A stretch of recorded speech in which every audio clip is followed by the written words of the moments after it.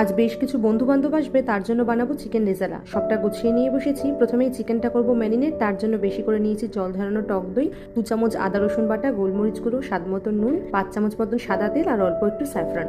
রেজালে একটু সাদা হয়, নইলে হলুদটাই দিতাম। সবটা মিশিয়ে মশলাটা চিকেনের গায়ে মাখিয়ে নেবো 30 মিনিটের জন্য। ততক্ষণে শুকনো খোলায় একটু মশলা ভেজে নেবো। নিয়েছি সাদা জিরে, সামরিচ, এলাচ, দারচিনি, লবঙ্গ, মৌরি, ধনে আর জাবিত্রী। আমি 2 কেজি মতন মাংস করছি, তাই সেই অনুযায়ী নিয়েছি। মশলাগুলো হালকা ঠান্ডা করে একটুখানি মিক্সিতে গুঁড়িয়ে নেব।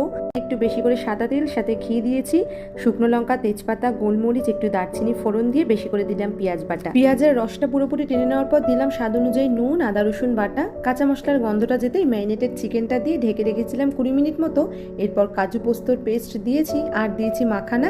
ভালো করে আর একটু হালকা হাতে নাড়িয়ে 15 মিনিট আবার লো টু মিডিয়াম ফ্লেমে ঢেকে রেখে দিয়েছি। মিনিট 15 পর ঢাকনাটা খুলে আগে থেকে ওই ভেজে রাখা মশলাটা দিয়ে দিলাম ওপর থেকে। ব্যাস, আমার এদিকে চিকেন রেজালাও কিন্তু রেডি হয়ে গেল।